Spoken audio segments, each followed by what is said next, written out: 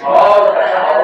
係啊，我就就歐太，係啊，咁就真係好感恩啦，我可以嚟到呢一班度，同埋大家一齊玩呢個竹筒棒。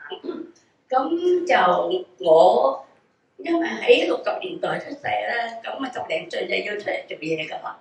咁我就11、12歲到咧就去做五金，咁啊好不幸喎，俾個機器砸斷隻手喎。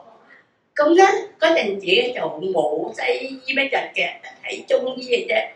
咁啊俾個李子飛咧就同我駁咗隻手，但係駁完隻手之後咧係唔可以咁樣嘅，即係日日都要咁樣嘅。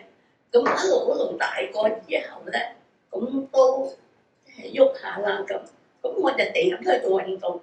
咁你做運動咧就唔會話跟住手定嘅咁樣嘅，做運動嘅點咁樣冇啊。咁結果到今時今日，我哋參加咗之後，嗰啲棒，咁我就攞嚟即係行中唔識得好啦，亂咁舞咯。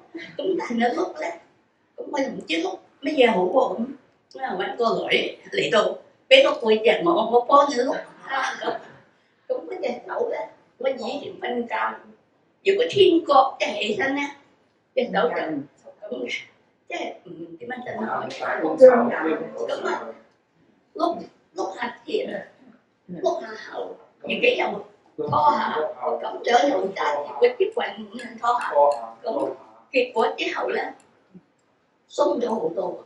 即係好似同你睇傳統都得啦嘅，往日咧就真係咁，咁同埋唔使瞓覺啦，瞓下覺得好緊，係咩咧？隻手痛啊，慢慢掹翻開佢，對家人咧就好好啦，就真係好勁。